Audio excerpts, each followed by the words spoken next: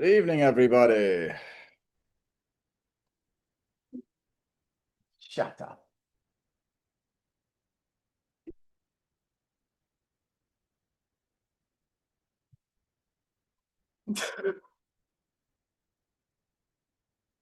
Welcome. Welcome to class one of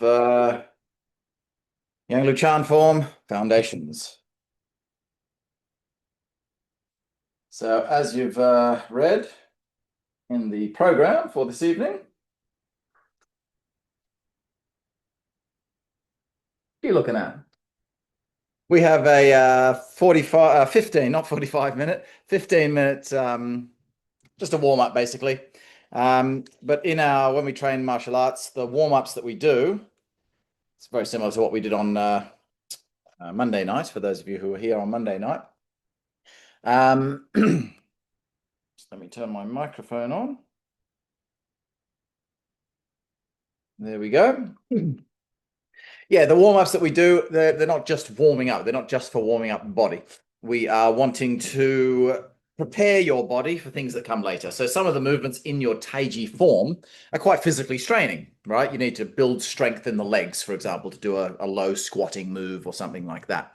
So the warm-up that we do in this first little section will gradually get your body ready for those movements. And plus, it's just good warming up as well before we start training. So we'll do a 10-minute warm up now, and then we'll get into our Yang Luchan form. I'll talk more about the actual Taiji form when we start that, because there might be other people joining us who aren't joining us for the warm up. All right.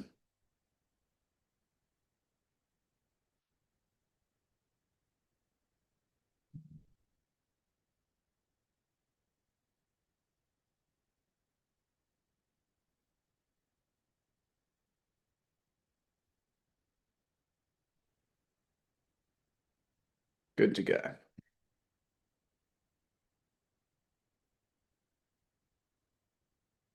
Sorry, a little bit disorganized this morning, this evening. I came into the room and forgot that the kids had been playing in here and there were toys all over the place, and I was frantically running around cleaning everything up for starting class. All right, so let's just get our bodies moving.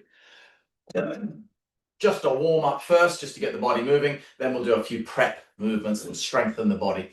So nice and easy, just standing with your feet parallel, shoulder width apart. Just bend your knees down a little bit, just so you can touch your own knees like that. So just bend down like that, just bending the knees, leaning forward a little bit till you touch your knees. Okay, and then take your hands out to the sides, stand back up again. Breathe in, stand right up onto the balls of your feet, and breathe out as you push down, sinking back into your heels, back to here. Sink back again, sinking down like so, and again, same thing, up and down. One more time like that, getting a little bit lower each time if you can, just a little bit more tilt on the body, and up.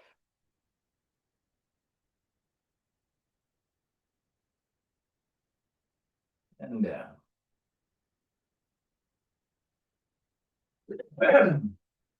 Taking a lunge, okay, like so. Push your rear foot into the ground like that. Tuck your pelvis under, right? So you don't want to have your bum sticking out like this, then you'll lose the stretch. Tuck your pelvis under, push your hips forward. So you should be feeling a good stretch down through this back leg, up around the hip flexor region through here. You can do more or less the same thing with the hands. Take them up to the top, and then fold them over, push them down onto the front of your knee. Use your knee as a bit of a stabilization, bit of support, so there's not too much pressure going through that back leg, and just drop the rear knee onto the floor like so. Everything that we do, take it nice and easy. If you've never done it before, listen to your own body. Notice I'm just sitting back onto my rear foot now with my bum.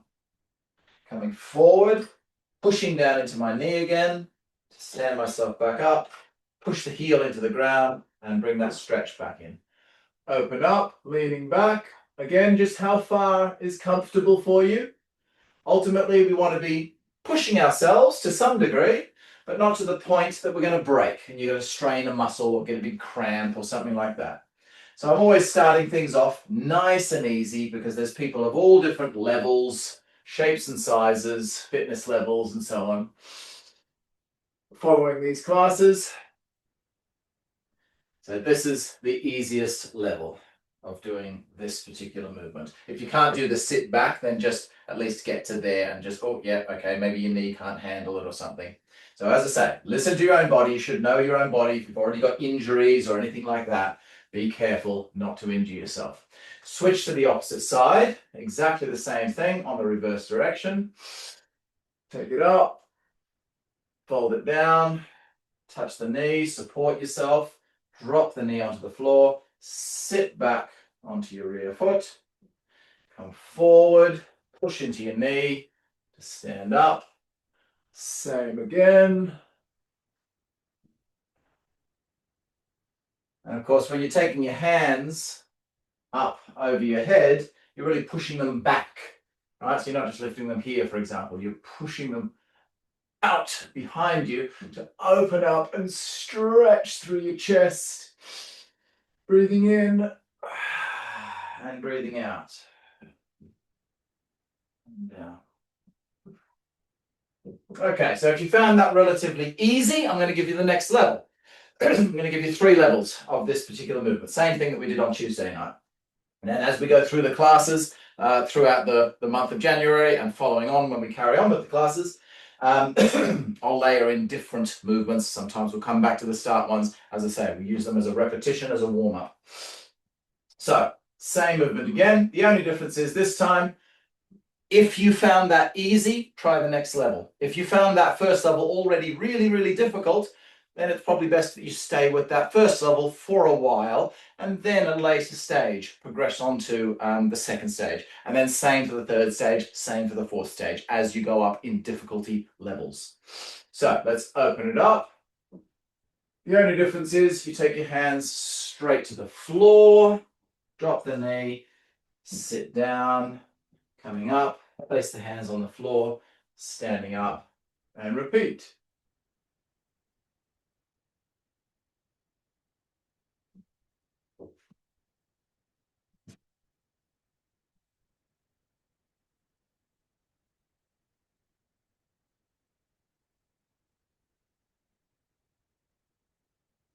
That's 3. Let's switch sides. Same thing again. Open it up. Take it straight down to the ground. Leaning forward, you see. Drop the knee. And then straighten your body back up as you sit back onto your heel. Coming forward. Lift the knee up. Getting a little bit of a stretch up through the hamstring as you come up here. And then sliding up. Taking it down. Again, on the way down, you can get a bit of a stretch through the hamstring, through here as well. And back. Sitting up. I've lost count. If ever you lose count, just do another one. Always better to do one more than one less. So that was either number 3 or number 4.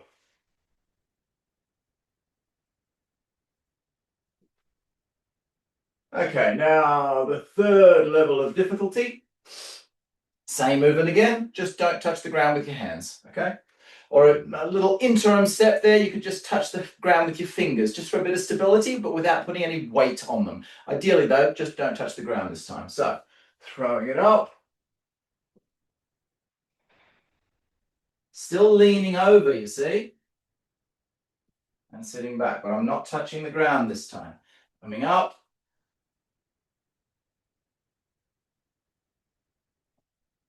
Coming down, like I'm trying to touch the ground, but I'm not. Drop the knee. Sit back.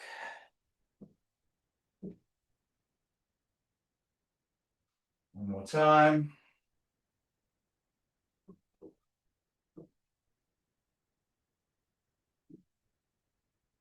Switch sides, we'll do that the reverse side.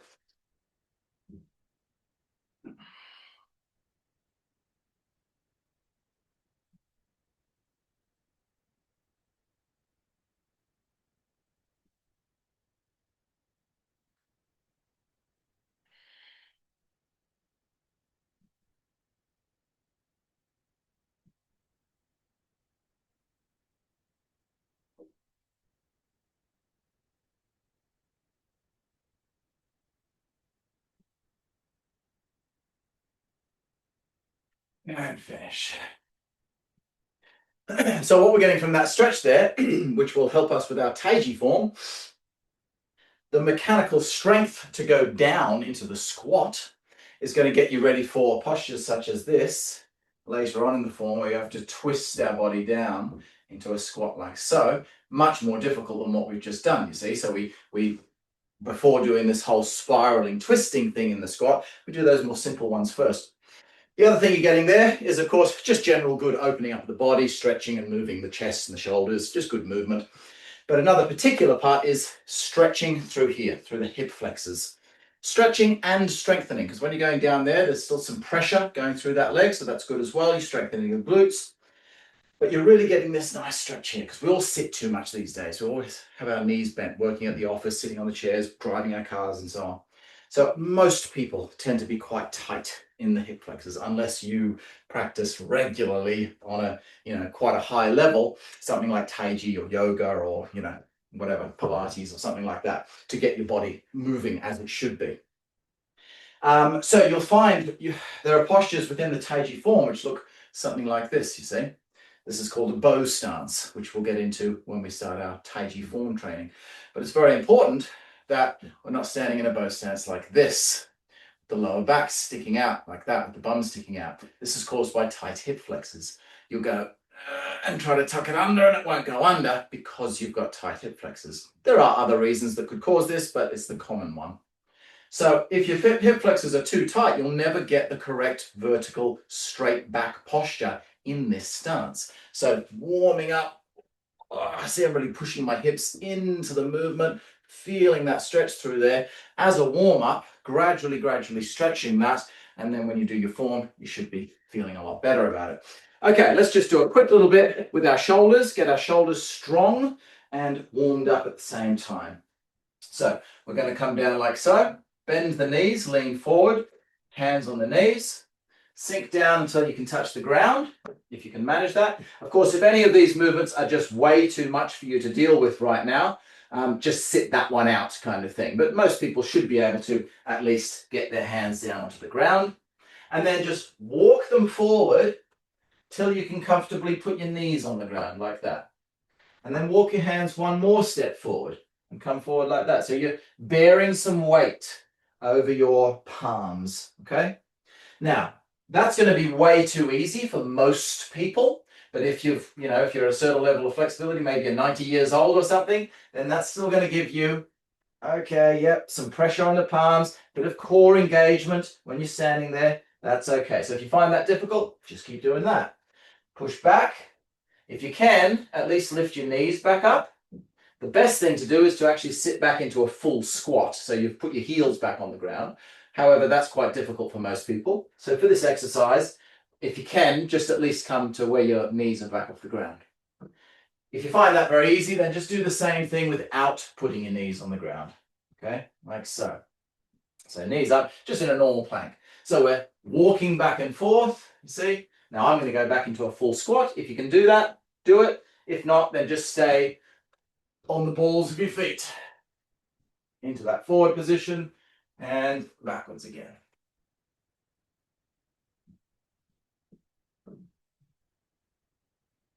Okay, now in this plank position again, just those of you with your knees on the floor, just leave your knees on the floor, okay? If you've got your knees up, great. Just turn to the side and open one palm to the side. So you're engaging the side of your core, engaging your shoulders slightly differently, and just stabilizing the body. Nothing too strenuous to begin with. Chop it back to the other side, open it up, and hold that just for a moment, nothing too much. See, I can have that knee on the ground like that, you see? So I'm still using my shoulder, still engaging my core, but a lot less pressure than when I have both legs extended, okay? Back to plank, like so. Now this time I want you to walk your feet forward till they're tucked in, okay? Doesn't matter if your heels are still off the ground, like so. Again, if you can get your heels onto the ground, great, but if not, don't worry about it. Come as close to your wall as you can because we're going to walk backwards now. So take your hands behind you, like so. Put some pressure on your palms. So your feet should be able to go flat on the ground now. You've got some weight on your palms. and your bum's just off the ground, just like that. Very easy exercise, nothing too strenuous to begin with. Moving around, crawling around, rolling around on the ground is one of the best exercises you can do. That's why children are so fit and healthy, because they run around and do crazy shit all the time. They don't sit around so much. Now, what I want you to do from this position is, with your bum off the ground, just walk your hands back. If you go, oh, that's a bit much, then just go to there. Don't go any further. Or you might want to go, put your bum down, little walk, and shuffle, you see? Shuffle your bum back, and then shuffle. You're still getting your shoulders engaged, still getting your core engaged, until you're back to that full squat again, but with the support. So you should be able to hold your weight there by yourself, but if you haven't got the mobility, you might find you falling backwards. So keep your hands behind you. You can either go on the palms, or you can push it up onto the fingertips, like so. It's good finger training to put some weight through your fingers as well.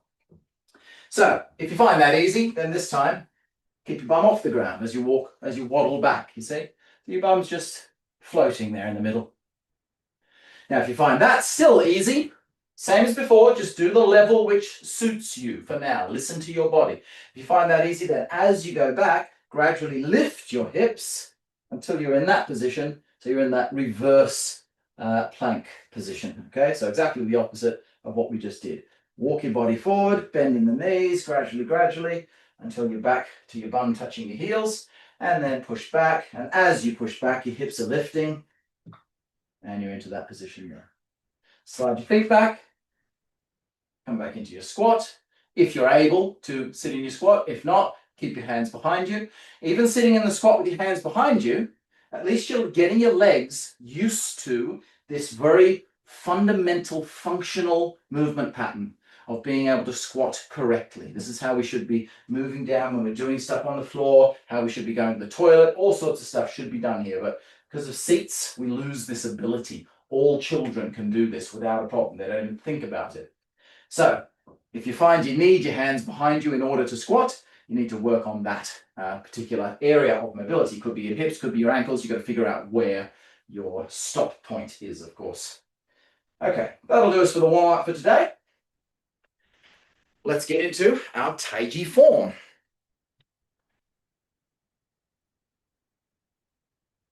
Whoa! A lot more people here for Taiji. Oh, this is a very nice turnout. It's I always really like it when there's more people here live. I know I've got about 100 people who follow these classes, from America or Australia and other places like that. But obviously, because of the time change and things like that, they're unable to attend live, or just work restraints and whatever. But yeah, it's really nice to see such a large group of people. It fires me up a little bit more when I see such a nice group of people.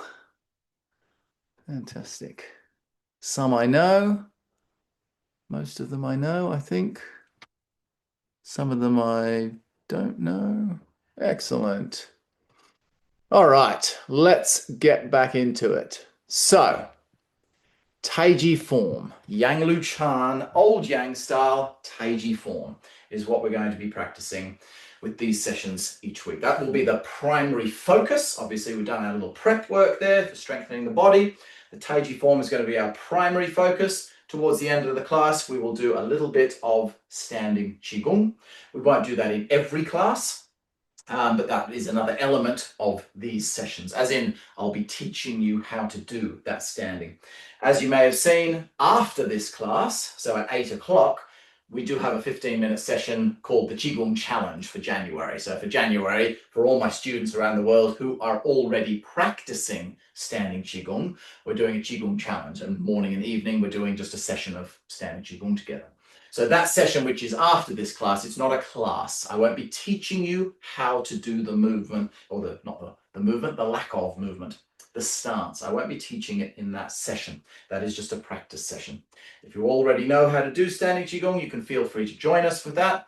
If you've never done it before, you're probably going to feel a bit lost. However, at the end of this class, I am going to give you just the first little steps of standing Qigong, which won't even involve the hands. It'll just be a little bit about the posturing and weight sinking. So you can do that little bit that we practice, that you learn at the end of this class, if you want to have a try at holding it for a little while in the actual Qigong challenge afterwards. And anyone who's following these classes, the Foundation Taiji and Small Sansao classes, the Wednesday and Monday night classes,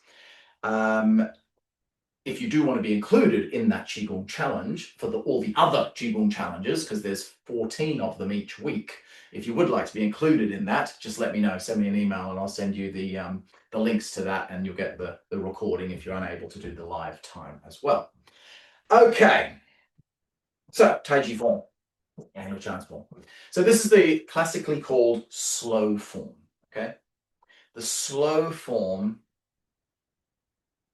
is what most people think of when they see, or when they think about Taiji. When someone mentions the word Taiji, this is usually what comes to mind, because it's what 99% of people who practice Taiji practice.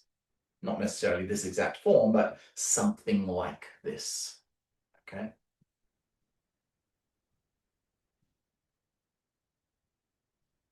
This is not all there is to Taiji, of course. As anyone who was here on Monday night would have seen, we were practicing the fast form of Taiji, the martial form of Taiji. The slow form and the fast form are totally interrelated, and the best way to get the benefits of Taiji are to practice them both together. It doesn't have to be on the same night, but in your practice, in your overall practice, you practice both of those elements, the yin and the yang, okay?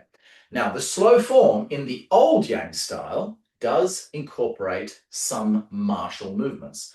Having said that, all the movements, every single movement you do has a martial application if you simply speed it up, okay? And some things are changed a little bit because certain movements in your form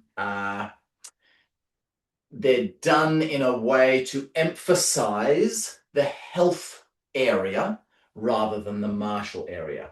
Not always, but sometimes.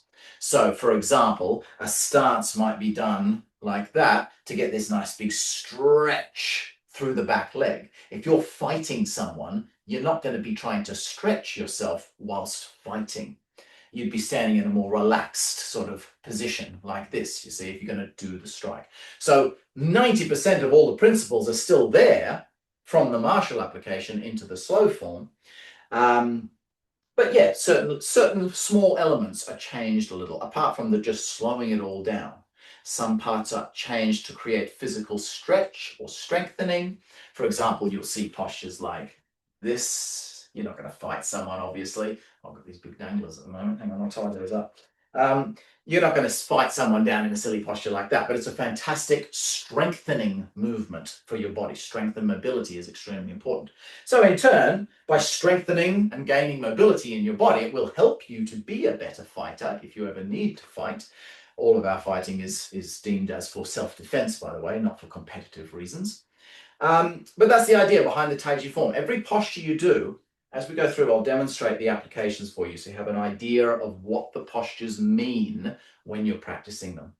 Because if you practice a movement and you're just standing there and you're like, okay, so what? Hold the ball, touch my knee, put the foot down, put the hand forward. What am I doing? Like, you can try and sort of do it more flowingly or something. But in order to understand the structure, the connectivity through the body, you need to understand the martial application. That does not mean that you have to be a fighter. Those of you who may be only interested in the health, the meditation sides of Taiji, there's nothing wrong with only practicing that side, but you at least need to look at and have an understanding of the martial application. Because as soon as you get the martial application, all of a sudden,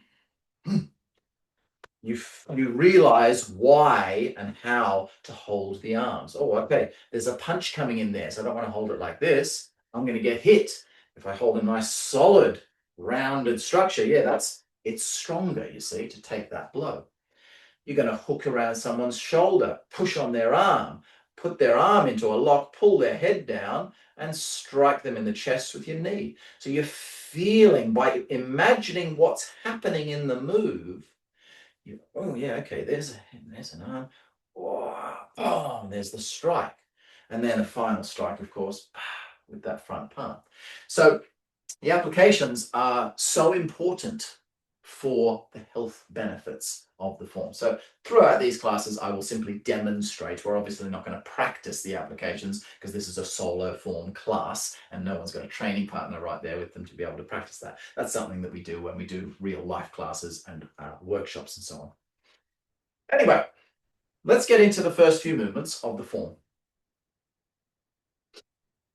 We'll just start doing one of the moves at its foundational level and see how we go. So just copy along for now. I'll layer in the details as we go. The only thing I'll say for the beginning is put your feet about shoulder width apart and parallel. So not out like this, not in like this, straight forward. Your body's upright, your legs are straight, not locked, but just upright. So just slightly softened knees. Hands are down, facing to the ground. That's our starting position. Let's breathe in and lift the palms up. Let's breathe out and push the palms down. Now treat me like a mirror. I'm going to go this way, so you're going to go that way. This is my right hand, so that will be your left hand going out to the side. Use me as your mirror. Later, I'll turn around and face that way, so you get both aspects, okay? So I'm going to take both hands around to the side. Notice one hand is coming up through my center, the other is out to the side. Take both hands across and just switch the position of the hands. Put the other hand in the center and the other hand out to the side. Let's try that again. Palms to the ground. You lift your palms up. Keep your palms facing the ground all the way up. And again, on the way down, keep your palms facing the ground. This will cause your wrist to move at exactly the right timing compared to the arm movements. Lift your hands out to the side. One hand in the center, one hand out to the side. Take your hands over and settle into the posture. The only difference on this side compared to this side, it's the same shape of the body, same sort of positioning. Only on this side, notice how both my palms are relaxed. This is what we call a yin-shaped hand, if the hand is like that. And if the hand is like this, that's what we call a yang-shaped hand. We'll get more into yin and yang concepts as we go through the classes. That's something that's a little bit more advanced. For now, we're just getting this basic structural flow happening. So we have yang hands to begin with. As you lift them up, if you keep your palms facing to the floor, they have to change to yin. And then if you again keep them facing the floor, it forces them to gradually change back to yang. Same thing here. We lift up out to the side, keep your palms facing to the floor. Now here's where something changes. The outer hand is going to stay facing the floor like that. It will stay yin. In fact, it will actually go a little bit more yin as it comes across. Okay, so that's at its most yin point there. The center hand, however, it's going to do the opposite. It's going to flex and change to a yang state hand like that. So we've now got one yin and one yang. Let's try that again. Breathing in.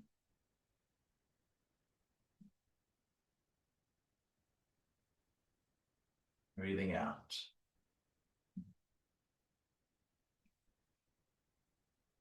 Breathing in.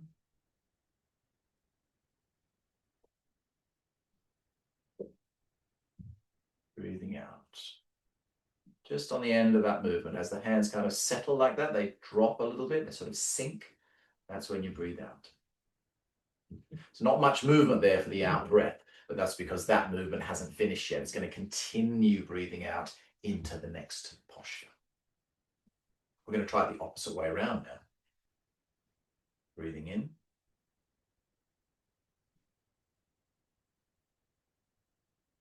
out. We're going to do it this way this time. Exactly the same stuff. So the one hand in the center, breathing in, take it across, and breathing out. Like so. It's really important that you do everything in your Taiji, both sides. Obviously, some things like the opening movement is not a left or a right because it's both hands doing something. In the more advanced forms, there is a left and a right, because in the advanced forms, there'll be some very small little micro movements from the center, little twists and churns. We don't worry about that in the beginning because it's too much to understand from the start. Something that I wanted to mention, now that we've just done a little bit of movement there, something I wanted to mention, just to set it in right now at the very beginning of your practice. And this is very important also for any people who are practicing, following these lessons, who have already been practicing for some time. Maybe you're already an instructor, okay? Why do we not give you more? It's not because the extra stuff is complicated. Sometimes it is, but in a lot of cases it's not. So I'll give you an example. If I do this movement here, okay? Now, in the basic form, we just go like this. Okay? It's very, very simple. I just turn the body slightly, take a step forward and place the heel. Okay? And then move into the next posture. In the advanced form, from this posture here, there's two little strikes that happen with the palms before you move forward. But there's a little addition there. Now, most people will say, that's not very hard. What, you just poke him in the eyes, strike him in the hip. Bang, bang. I can do that. It's easy. And it is. It's very easy. It's not a difficult thing to do. You just turn your center, bang, turn your center the other way, bang, and then time that in with the step. But your brain can only focus on so many things at a time. And it's much more likely to focus on the hands than anything else that's happening. But the hands are the least important thing in your Taiji training in the beginning. As you progress through, once you've got that foundation, the hands become extremely important because they are one of the primary things that activate and channel the energy through your body to get the actual Qigong, the internal aspects of your Taiji happening rather than just the physical exercise which you get from Taiji. So very, very important later on. However, in the beginning, you'd be much better off having a Taiji form which looks like this.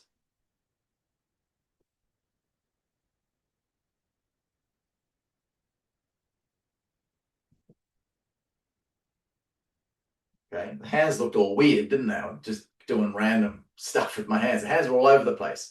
But my posture, my stability, my grounding, my balance, my structure overall was solid. You start thinking about your hands too much, what tends to happen is, all right, yeah, cool. Okay, I've got this. Yeah, look at that. Look at those perfect hands. Excellent. Oh, man, my foot's that way, my bum's sticking out, my knees collapsing in, everything's gone wrong. So what I'm saying is you're far better off in the beginning, or actually at any time, having a stable base. And if there's going to be an error somewhere, let the error be up here in the hands rather than making an error down low, okay? So that's why we leave stuff out till later. We keep it as simple as possible without the form becoming kind of robotic. Some people teach Taiji forms. I've seen, I don't know why they do it, because with this posture, there's nothing else really to think about. But the opening move, I've seen people teach the form like this. They go, change the hands, lift the arms, change the hands, drop the arms. And that for me is going too far the other way. You're breaking down every individual bit and doing it separately. You're never going to learn Taiji by doing that. You're actually training into your body the wrong thing to do. Whereas this, look, it's still full body movement. It's not wrong. It's still a very nice full body connected movement. It's just simpler. There's less in there, but it's still good Taiji movement. So that for me is where I relate the foundational level of any training that we do, whether it's the slow form or the fast form. It's the foundational level is got enough in it to make it Taiji and not just kind of uh, uh, and robotic and doing every little bit separately. You'll never learn to do it correctly like that. I would rather you do the form kind of with a few little errors in it, but trying to get it the right way rather than technically doing it perfectly exactly as your teacher said, but robotically like that. If you learn the foundational level of the form correctly, and then you go off and just practice it for the next 5 years, you'll probably come back in 5 years with an amazing advanced form. It's not to say not working with your teacher won't help and won't make you get there quicker, but if you've got the correct foundations, you will eventually get all that other stuff to happen because the foundations cause that stuff to happen for you, so long as they are correct. But if you flap around thinking about this stuff too much in the beginning without a solid foundation, you go away and practice for 5 years, you come back and I'm like, oh, what's he doing? What is he doing? And it's terrible, see? So foundations, let's get it right. Okay, let's get back into the form. Lifting it up, keeping the palms flat to the ground. In breath. Out breath. We'll go this way. One hand up the center, one hand to the side. Palms to the ground. Now the hand which is in front of me, it's going to push out like it's waving to the corner. See? So I'm showing my palm now. That's the first time my palm has been facing, first time you can see my palm. If you can see my palm here, no, it means I've already changed the wrist. So, in breath.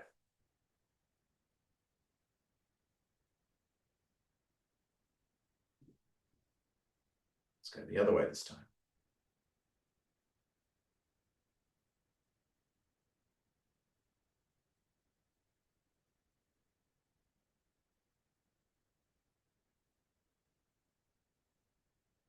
One more time each side.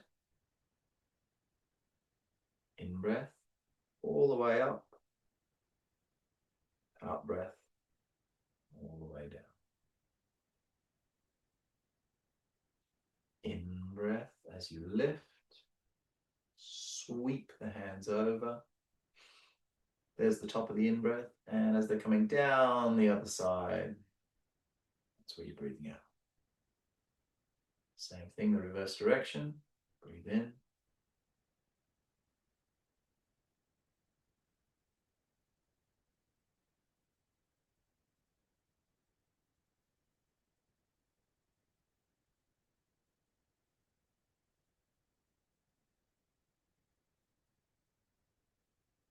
Notice how there's a circle there on the end of the movement. See, they come up to, somewhere around shoulder height as they're out to the side, but so they go up and over. Not much, not like up over your head or something, but we don't want to go, a lot of people go like this. You see, it's a very common mistake to lift the arms up and then push across. You want to come up, keep going up, up, up, up. See, they're coming kind of roughly coming past my face. And then on the second, like that side of the circle, they're kind of sinking back down, more like neck height, you see, at the end of the movement. So throughout these classes, learning in person is different, of course, than learning from someone online or learning from a video, anything like that. You need to be taught in a slightly different way. You need to be taught how to teach yourself, because if you were standing here, as soon as you do something, I'm like, oh, no, not like that. Just, put your hand there. Boom, fixed in an instant, you see, because I can show you right there, because I can see you. In an online situation, obviously, I mean, I've got a couple of little boxes there, but I can't see them. They're that big. So I can't see you doing it whilst we're practicing in this session. I will, however, be able to see you doing it at the end of each month. This is why I've included with this particular class, because it's so important to get those foundations correct. And believe me, you will not get them correct, not perfect, unless you send in a video to be looked at from me. I mean, I say never. There's exceptions to the rule. Maybe one of you has just this perfect natural ability to pick up movement. Great. And of course, there's a lot of you practicing who are already got your foundations very, very good, and you work with me on a regular basis anyway. But I'm talking about the new people learning the form. You need to send, I'll tell you when at the end of the 4th class or something, I will tell you when to send, and I'll tell you what part of the form to film to send it into me. You don't have to, if you're nervous about the camera, anything like that, you don't have to. It's just an optional extra, but I highly recommend it. That way, I'll send you back a video specifically for you and say, look, when you lifted your hands up, you're going like this, you're arching your back. So you need to just think about relaxing your back down. Whatever mistake you're making, I will point that out to you so you can then go, right, okay, that's the mistake I'm making. I need to fix it. But before we even get to that, during the class, I'll be giving you these tips as to how to kind of self-correct your own form. So 90% of mistakes that people make, everyone makes the same mistakes. So it's quite easy for me as a teacher, because I can tell you that a common mistake is you lift up, see, and do a flat thing across the top. I've seen so many people over my years doing that mistake. So if you're making a mistake, it could very well be that mistake. So you lift it up out to the side, but keep that upward floating and then settle. See, whoa, whoa, whoa, whoa. It's a nice circular movement each time you do the movement like so. Okay. When we practice our Taiji form, the idea of Taiji, the concept of the movement, is that everything from your little toe to your little finger moves connectively, okay? Not just kind of moving.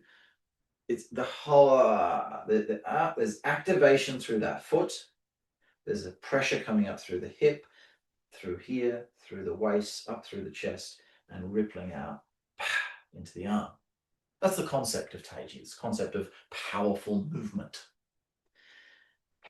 It's a bit difficult to understand all of that right from the beginning, but we still start the stepping stones of it.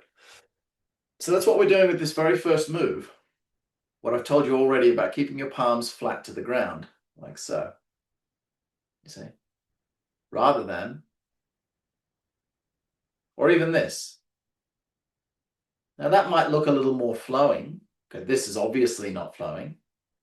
But this,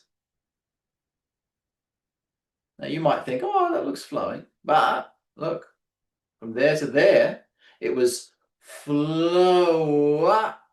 See, the wrist was nice and flowing till there, but then from here all the way back down to the bottom, this wrist is not moving at all. The shoulder's still moving.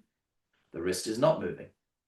So this is level 1 of getting some 2 parts of your body to flow together. Well, 4 if you include the left and the right.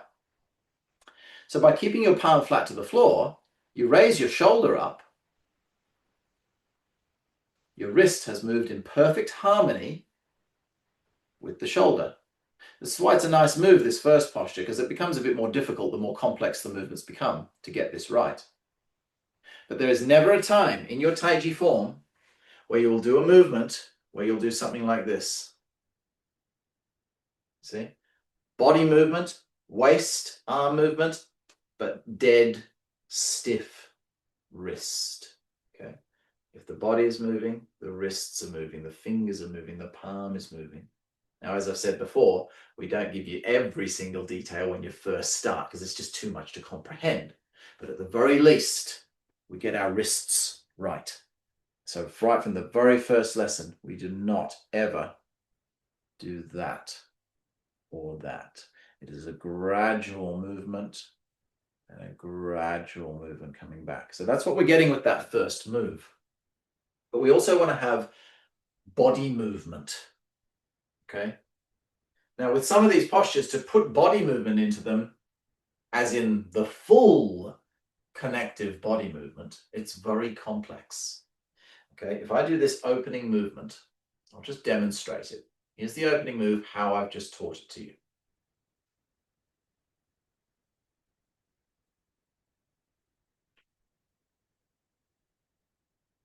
Okay, now I'm going to do it with all the little details that I could possibly add into that movement. See if you can see the difference.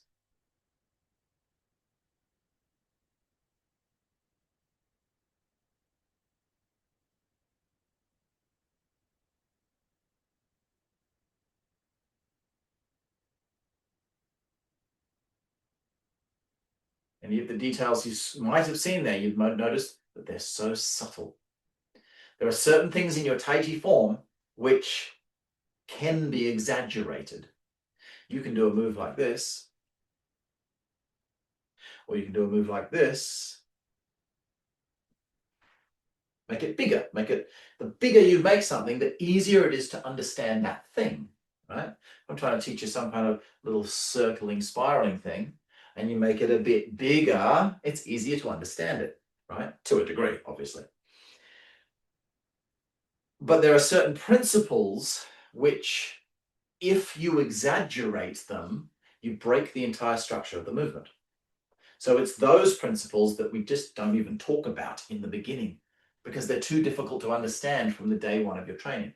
A quick example of that would be if a movement is a twisting action, you see, and let's say in the form it's a small twist. It's like a 1, 2. If I do that a little bigger, still the same movement. It's just bigger, right? It's the same flow, same structure. Everything's nice. Everything still works. But if I were to do something like this, just coming a bit closer for this one. If I were to do something like this,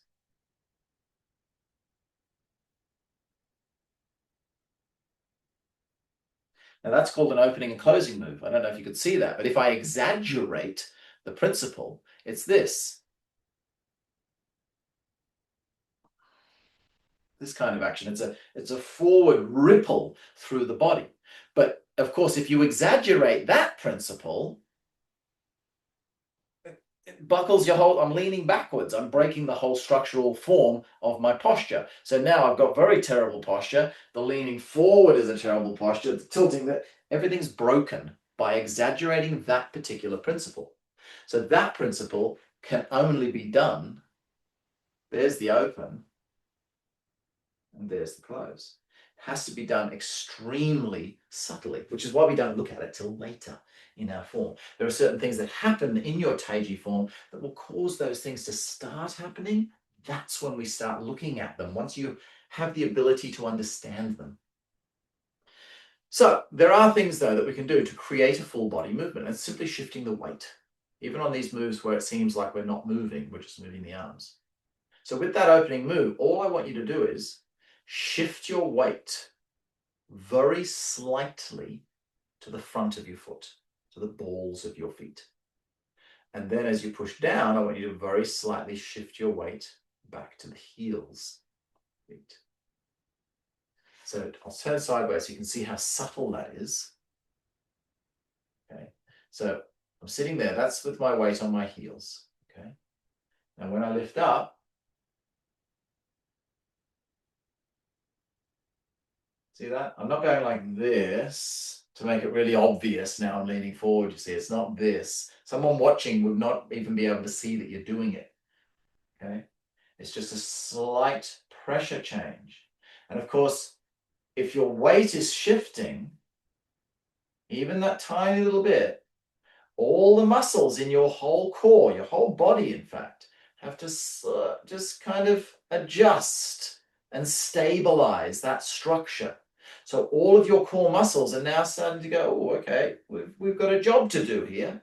So it's that first level, that first stepping stone of learning how to connect everything together whilst we're moving. So again, in breath, slight forward pressure, just slight. And then sinking it back down, back to the heels. Now, when we do the next movement, that was the hands are in front, so the weight's going forward, back. With the side to side movement, the weight's going to go side to side. The same amount though, the same subtle amount. If you keep your legs straight, again, not locked. When I say straight, it's just upright, not locking the knee. If your knees are straight, then when you try to shift your weight, you can only shift it that far. If I've got my legs bent, now I can shift my weight all the way across and pick that foot off the ground. But if my legs are straight, you can't really, unless you tilt over or something like that, you can't get your center of gravity to go further that way. So it's forcing you rather, to make that movement subtle. So when we lift our hands up out to the side, I want you to very slightly shift your weight towards the same direction your hands are going, so into this leg. Then they come up. Then as they come over, see my weight is actually causing the hands to move now. My body is causing the hands to move. Sorry, when I say causing the hands to move, I don't mean that when I go like this, my hands just magically go over here without doing anything. Obviously, I'm still using my shoulders. My arms are doing that work, but they're being directed by the legs. See? They're being controlled by the legs. The legs are giving the signal like, oh, yeah, okay, let's go that way. Same thing when we throw a punch. If I throw a punch, my arm has to travel that far, right? Say it's here. That's a large movement. The arm is doing a big, long movement. The center might only turn that far. Now you might think, oh, well, okay, does that mean the arm's doing more of the work? No, the center only has to turn that far along with the arm turning that far to power that movement. If I did the movement like that, literally with just my arm, that's going to be a very weak punch. But if I twist my center like so, you get a much more powerful. You see the feet even move. The whole body moved when I did that. But the body just did this little kind of rippling action, which flung the hand out. So that kind of a punch there is what we're looking for. So the body movement doesn't necessarily have to always be like equal in size to the arm movement in order for it to be powering that arm movement. So we shift the weight slightly across. Notice my center line is also turning slightly to that side and then slightly over to the other side. So it's a very simple movement, this one, because everything goes that way. The weight goes into that leg, the center line turns to that direction, and the hands go to that direction. All three things that are moving go in that direction. But it's only the hands which are moving a lot. See where my center is? In the same way, the weight is just very subtle. You'll notice that I'm kind of more or less still facing the front. See, look where I am when I get to the end of that move. And then look where I am when I get to the end of this move. At no point during this posture should you be facing over towards the long hand. Don't turn your center towards the long hand. Your center is just off center and off center. Very subtle movement. Breathing in.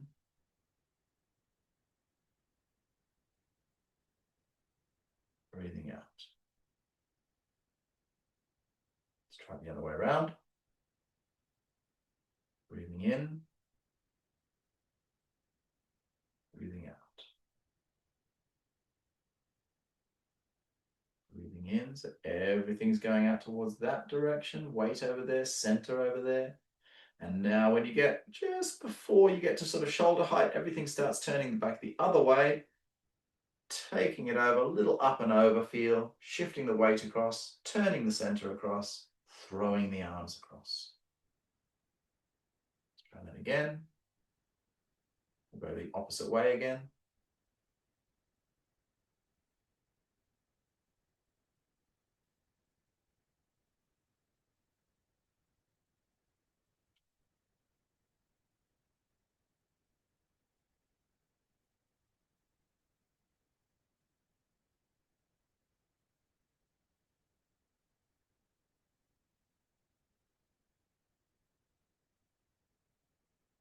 One more time the other way.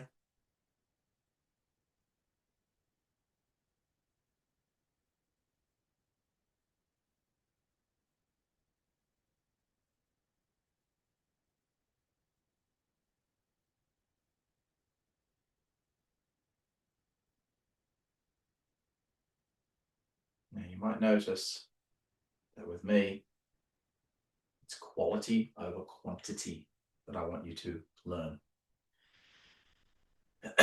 It's too often with Taiji, or with most things really, that people learn, for example, the first third of the Taiji form, the first section, which is what we regard after the first section of the form is what you should learn to pass your first 4 student grades and get to your first instructor rank, is the first third.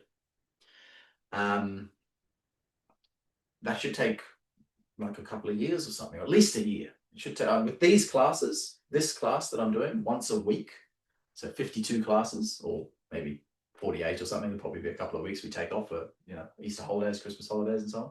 But anyway, a lot of classes, and with those corrections as well. I estimate it should take us about a year to learn the first third. We're going to learn it correctly. We're not just going to learn one movement. We're going to learn some movements. We're going to come back and re-go over those, layer in extra details, revision, repetition, and get it right. Most people are just like, oh, I want another move. I want another move. Come on, give it another move, another move. Yeah, cool. Yeah, lovely, another move. They're not doing anything. Doing Taiji like that, you would literally get just as good exercise, just as good health benefits for your body by just going out for a walk with the kids in the park. Just go for a walk. Walking is fantastic for your health. And it's stress-free. You don't have to pay anything for it. Walking is brilliant. You don't have to learn anything. Just go and walk. Just make sure you get yourself some barefoot shoes and don't wear any of those stupid modern thick-soled shoes which bunch your toes up, of course. But if you want to learn something more special than just going for a walk, or just doing push-ups or squats or something, some kind of physical exercise, you've got to learn it like this. Trying to learn 3, 5, 6, 7, 8 movements in one class, you will learn nothing.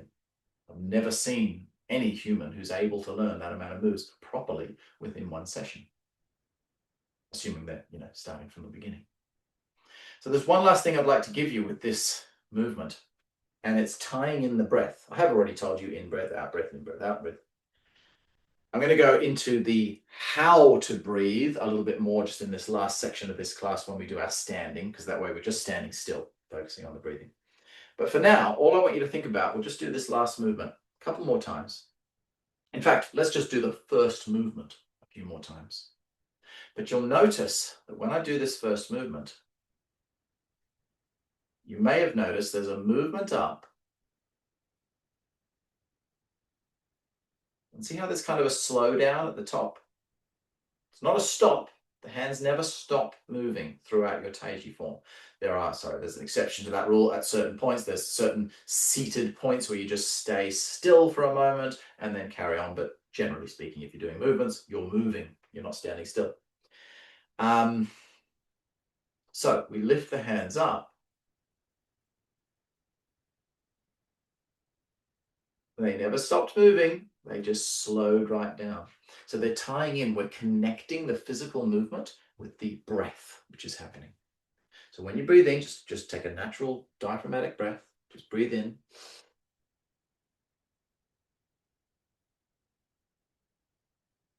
Your breath also. My breath didn't stop.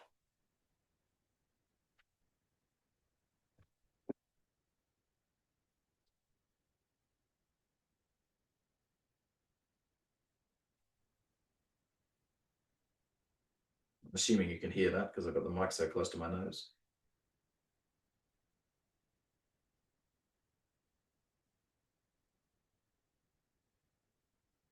It's very different than holding your breath. It's just normal breathing. The reason it seems a bit special to some people is because most people,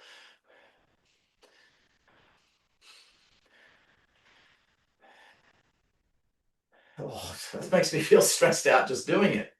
Unless you've got your heart rate up. If your heart rate is pumping, you're punching the bag or going for a run, sparring, doing something like that. Of course, then you might start, your breath might start puffing a little bit, especially if you're running or bag work, things like that. But if you're calm, you're in a relaxed state. Your breath should go up. Linger before it comes crashing back down. And it lingers again at the bottom on that settling point of the breath before you inhale again. So let's just try it with the easiest move, the first move. Take an in-breath. And see, when your breath gets to the top, when your breath starts to slow down, let your hands slow down with it. And then breathe out. And when your breath gets to the bottom, so settles a little bit, your breath wants to settle before that next inhalation. Your hands are settling. Again, they're not stopping. They're not rigid. They're not stationary. They're just, and then in-breath.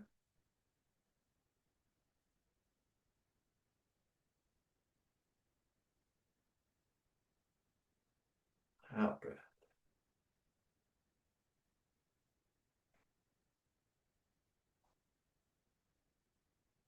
In-breath.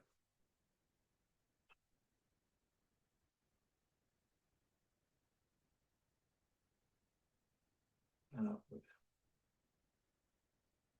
You can get that particular movement, that element of connecting your breath, feeling the flow of your breath. Make it move your arms. Your arms are tying in with your breath. Then you're beginning to understand the internal elements. There's a lot more to it later on, but that is step one.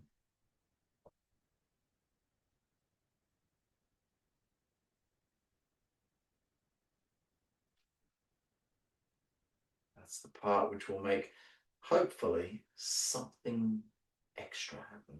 You'll feel something different than any other exercise you've ever done, because that is Qigong. As I say, at least the starting point of Qigong. You don't have to move at exactly the same pace as me for now, because maybe you don't have the same lung capacity that I have. So you might find that moving this slowly, your breath doesn't last all the way up. So you might want to move a little bit quicker. The basic rule to start with is get your breathing as slow as you can while still feeling comfortable. If you breathe too slowly, you won't get enough oxygen into your body. Not until you've been practicing for long enough, then of course the slower breath can still get you enough oxygen. The body becomes more efficient at using the breath.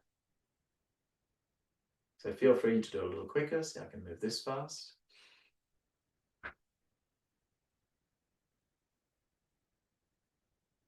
Just get into your own rhythm. We're all flowing along together. We're all connecting our energy together. In this moment, we're all doing the same movement, the same thing. But it doesn't have to be all at exactly the same time. Because if it is, one person's going to be uncomfortable. And then it creates not as good energy connection between us all.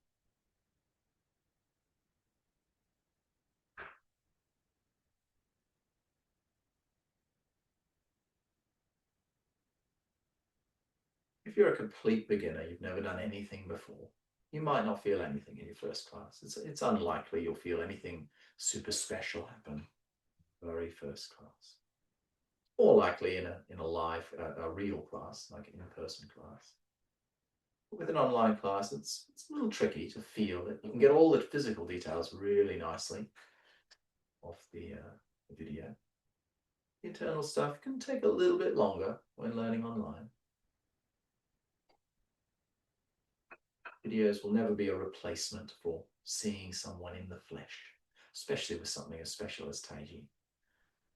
But it's a fantastic way to get 90% of the way there in the meantime, when you're not seeing your teacher. Learning online from a really good teacher, whether that be me or anyone else, is better in most cases than learning in person from a terrible teacher. So weigh that up as well. Of course, if you have access to a good teacher in person, even if you're doing these classes, do them both. Get that quality teaching in person. Maybe your local teachers maybe not as experienced as me, in which case you'll learn some stuff from me here. Maybe your teacher doesn't know. Maybe I just have a different way of breaking it down because I've been doing it for so long, teaching it for so long. But definitely keep, if you have access to a real class, especially for all your partner work, keep your access to that. You want to do that hands-on connection with your training partners. Hopefully, though, you are starting to feel something happening. Maybe some nice warm heat building up in the palms. Might even be coming down into the forearms and the body. And just a general overall sensation of calm is what we're trying to achieve. A state of sum.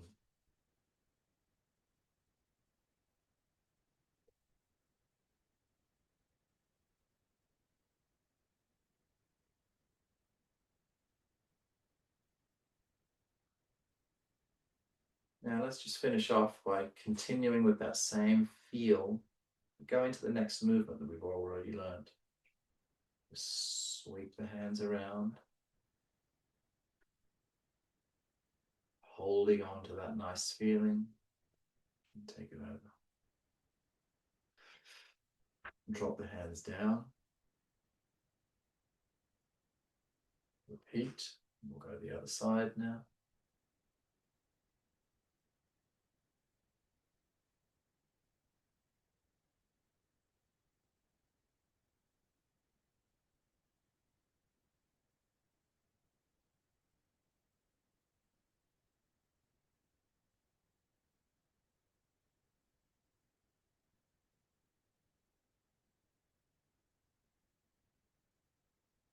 Okay, we're going to finish off just by standing still and breathing. Just for a few minutes. Then, as I said, after this session is finished, we'll have a quick little question and answer session at the end of the class. And then I'm going to be doing my Qigong challenge with whoever's doing that with me. So those of you who have followed this class, you can either just shut off at that point and go do your own thing. But if you feel like you're getting into this just sinking and breathing technique that I'm going to give you now, you can just try to hold it for a little bit longer. So we'll finish, we'll do some question and answer, and then we will practice everything else. If you haven't learnt the hand movement, don't do the hand movement. If you are at level 1, just do how I show you now, okay? So all you want to do to begin with, same stance as the form, just kind of shoulder width, feet parallel. Just keeping things super simple. I'm not going to give you too many principles to think about. All I want you to do this time is bend the knees down, like so. Okay, but as you bend the knees down, not too far in the very beginning, you can go lower, you can go nice and deep into the stance at a later stage, but that's probably going to be too much if you've just started. Again, anyone who knows other stuff, you can feel free to do how you know your Qigong. But if you are a beginner, I recommend just a little bend in the legs, just a little bit. And try to relax the lower spine here. This little bit of the spine here is where we hold a huge amount of tension. You'll find when you bend your knees, your bum wants to stick out like this. This is caused by tension in the back and tension in the hip flexors, weak glutes, all sorts of different things. What should happen is when you bend your legs and your body's loose, that just flattens out naturally without having to think about it. But it doesn't, it sticks out because most people are quite tense. So when we're in that position, you can see that nice flat line going down the back. That's what we're looking for when we're doing our Qigong, rather than something like this or something like this. It's a nice flat line. So we're not doing the hands yet. Just think about relaxing the hips, loosening them up, just feeling nice and soft around this region. That's it. That's all I want you to do for the first session. Just stand relaxed with your weight down through your heels. I'm not going to go into details about that just yet. Very, very simple. Just bend your knees a little bit. Make sure your weight's sort of further towards your heel. Don't be sitting there with your weight on your toes. Just sit back. Relax here. This whole region. Even literally just every now and again, give your pelvis a little bit of a wriggle around. It'll help to loosen things off. Even though this is classed as a static Qigong, it's a still Qigong. You literally just stand still. It's a very, very powerful exercise once you learn how to do it. But in the beginning, you might find a bit of tension building up, so you can just wriggle it around to get those hips nice and loose. Now just stand there with your body as upright as possible. Just think about being nice and upright. Head as well, so none of this goosenecking forward or something. Try to get the body nice and upright in that position.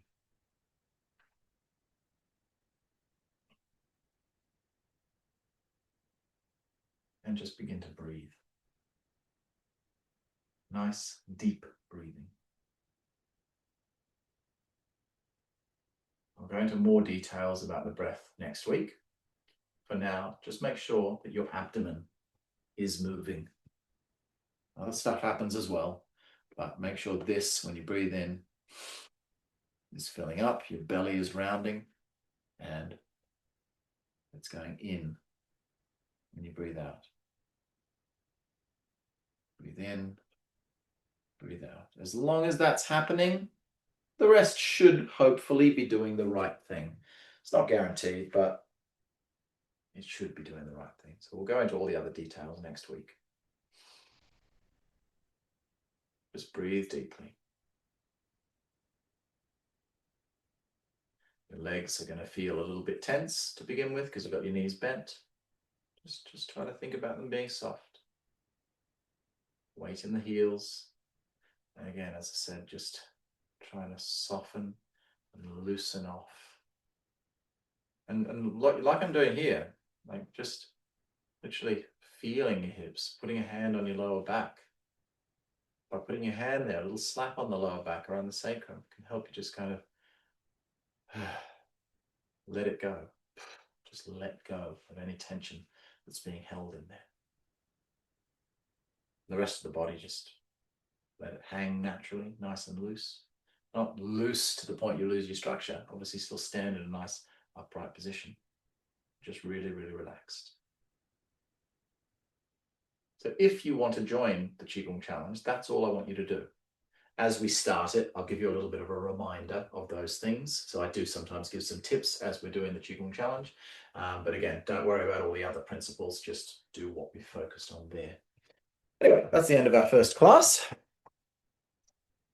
Do we have any questions?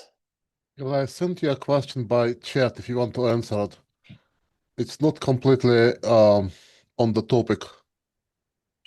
It's more continuation of Monday. Hang on. Why is this not coming up? Oh, there it is. To go, Igor. There we are. Not as much related to this class.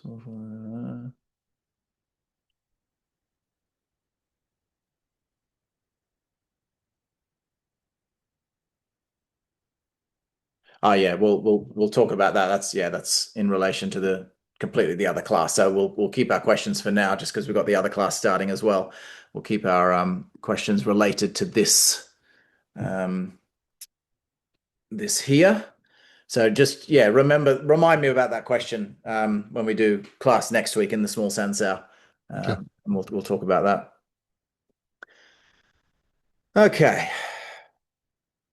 Any questions about that form or the warm-ups? Anything that we've done? Did it make sense? All good? Cool. I would have a quick one. When you start off with from the heel to the toe, it's quite difficult to get it all in. It's a very slow movement with the feet because the feet are so small in the how should I say, the distance from the feet and the distance from the hands is kind of, how do you match that? With great concentration. As long as I thought so, yeah. Yeah, it is. It is a tricky one because of the fact that, obviously your feet have only got that small movement, whereas your hands have got a long movement to go. It's literally just, I would say, rather than thinking about the weight shift when you do the movement, I'll just jump up again. So rather than thinking purely about pressure on your feet, if you just lift your hands and just kind of, I just feel like I'm drifting slightly forward when I lift my hands. If I think to myself, change my weight, yeah, maybe I do it too soon when the hands are only halfway up or something. But a really nice way of doing it, again, we'll go into these sort of details more as the classes go on, but just a quick little lesson now. As you lift your hands, if you stand completely relaxed and then you just lift your hands, your body will fall forward. When you lift your hands, you have to counteract that weight which is moving away from your body. Otherwise, if obviously weight goes away from your center line, you fall forwards. So when you do that movement, you feel the arms kind of dragging you forward to there. And then when the arms drop, the body kind of falls back again. So that's probably a nice way of getting it right without taking a full extra class to talk about this. But it's kind of tricky. But if you think about just and then coming back, like you're just leaning in for a kiss, going in for that 90 and waiting for the 10, and then she didn't do the 10, so you just sink back again. Okay, so think about almost like your chest moving forward, your whole body moving forward, rather than thinking about the foot itself. Okay, that makes sense. Yeah, it's more like the heavy hands I have to Yes. balance kind Yes. of. Okay. Or it's springtime and I would like to kiss everyone. Okay. Yeah. All right. Okay, then thanks very much, guys. See you No tomorrow. worries. Okay. Okay, I sent you another question. Hopefully, it's more relevant. Okay. Where are we? Centering wrists. R is going out of center in the beginning move. How to modify centering principle to have this move done correctly. Centering wrists are going out of the center. Usually, in a lot of moves, Maybe say it with words. I'm not quite sure what you mean. well, usually, in most of the moves, you keep arms in the center, right? No. Well, not always, obviously, but there is a trend. There's a trend to have one hand on the center. Yeah. But almost never two. Is there? Oh, yeah, there'd be Lift hands, squeeze, right? So here one of the arms goes completely out of the center. It's still driven by the power of the center, but it's out of the center. Yes. So what I'm trying to understand, obviously, since us out of the center, we don't anymore keep it in part of our geometry, thinking about the form. But is there a kind of still centering principle that applied to this arm that is out of center? Because obviously there should be. As you showed us an example with punching, center is still driving the power. Yes. Shifting the weight, the same. Center is driving the power.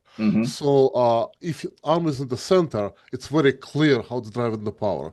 But in this case, you can kind of show it like with your punching example, but can you kind of formulate centering principle that extends to this case more easily?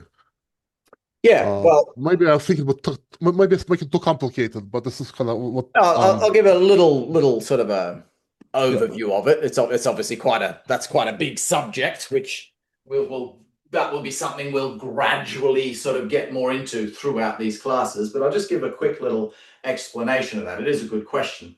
So, as Igor was saying, the hands must be moved by the center. We don't want to be moving the hand on its own. But as I demonstrated earlier, when you throw a punch, your arm might have to move quite a fair way, but your center only has to move here. Sometimes your center might move a sort of more equal amount to how far your hand moves. And sometimes your hand might be on your center, like single push hands. Anyone who's done single push hands, how do we do that? We go here, hand on the center, and turn. And that's why we do single push hands with the hand on the center, because it is a little bit easier to understand this. I've got to push with my body, because if I don't, if I take my hand off my center, maybe I do something like that. If I lock it onto my center, I'm forced to use my center to get the job done. But of course, you can do single push hands here as well with your center completely open and still be just as connected to your center as with any movement. So it's a little bit more tricky to connect things to the center when they're not physically in front of the center. However, what you can look at with this one is, if you simply think about this, it's already outside of my center, right? And it's, here's my center over here, this is over here. So my center, my weight is going to shift, my center is going to turn, which is going to turn the hand. It's only really the lifting component, which is coming from the arm. Even that technically later comes a little bit from the center, but a different version of the center, not the twisting center, of course. Won't get into that now. That's a bit too detailed for this late at night. Yeah, but basically you need to turn your center, which turns your hand, so that the movement to the side is still connected to the center, regardless of whether that hand, and obviously this hand is, it's turning with the center again, but it's actually this hand which has to do more movement. You could argue that this hand is more difficult to connect to the center because I'm having to connect it, as in to feel that connection to the center. Because this hand, the amount of movement this hand has to do is closer in relation to the amount of movement the center has to do. You see, it's like, it's similar there. Whereas this hand, which is out here, has to come across up. Now, once it gets there, now I can feel it kind of moving with my center, and then it just pops out on the end.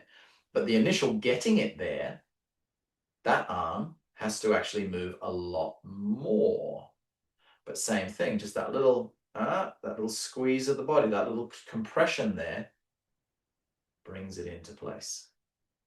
Now, ultimately, there's no sort of, one thing to say to be able to go, oh, I get it now. It's really a progressive thing to learn how to connect your arms to the center.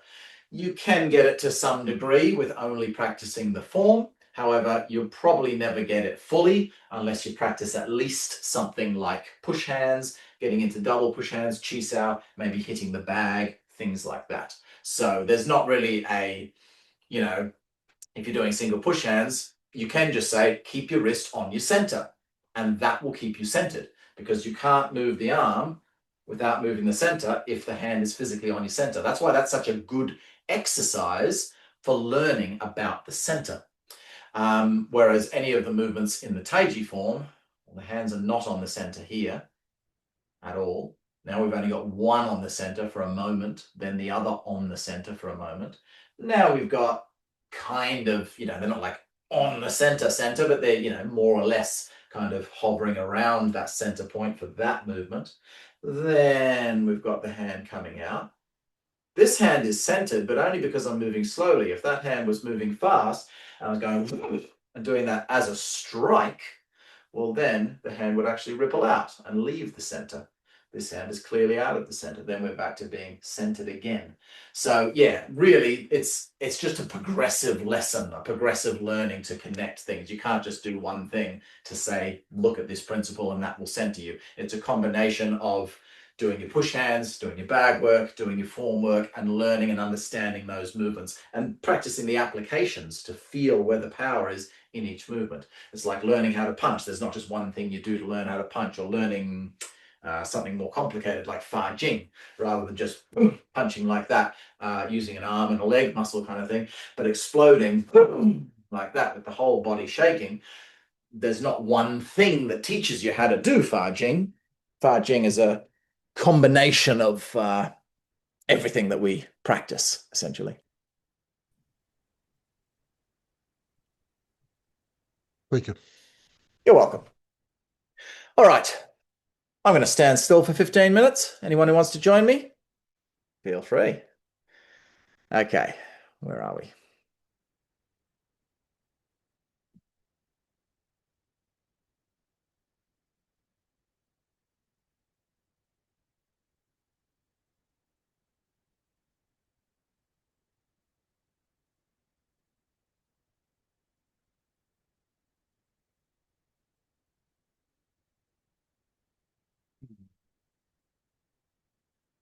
Removing a bit of my spotlight. If you have a spotlight on your face for filming purposes, turn it off when you do Qigong.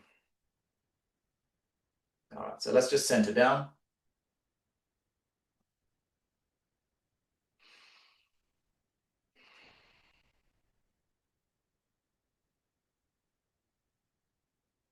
So we've already started. We're starting the Qigong. Sinking the knees. I'm just going to give, for those who may not have done it, like I said before, I'll just give a quick little recap of that very basic stuff we did earlier. So sinking your weight down through your heels. Body feeling nice and upright, not leaning in any direction, forward, back, left or right. Chin just slightly tucked in to straighten up the neck, sort of pushing the top of your head towards the ceiling. Sinking your legs down. Loosening up that lower back, feeling relaxed, softness through the hips, the sacrum, the spine, and just deep breathing. If you've never done it before, don't worry about the hands for now. You'll probably just end up causing more tension. Just stand there with your hands down, unless you've learnt correctly how to do the rest of the Qigong.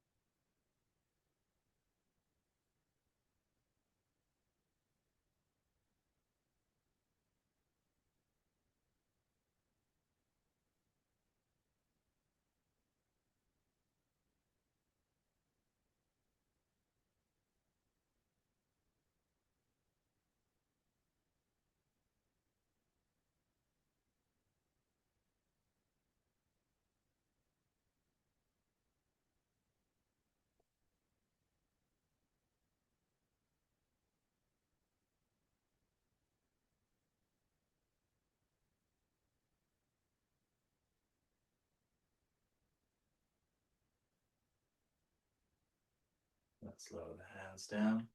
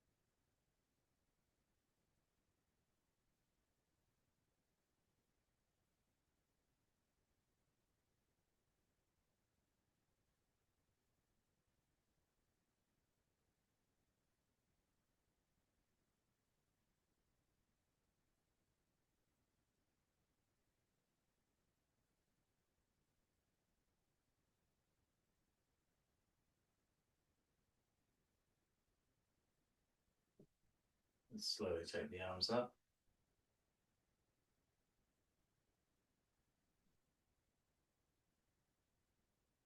And close off.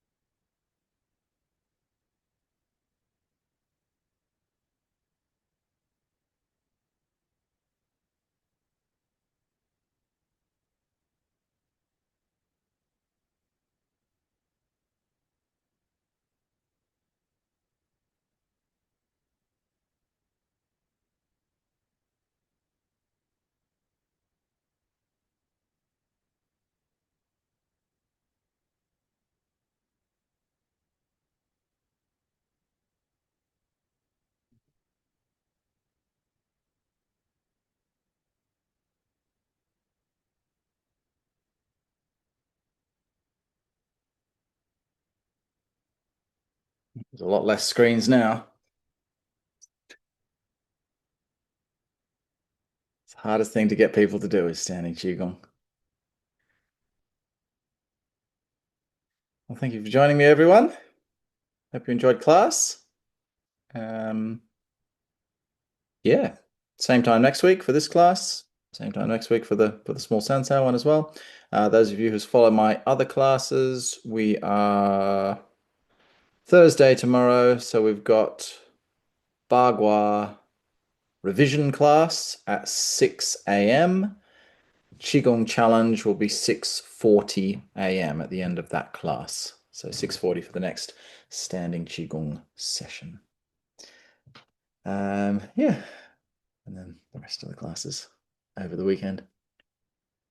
Thank you for joining me, everyone. Hope you enjoyed, and I'll see you again in the next class. Bye-bye. Bye bye.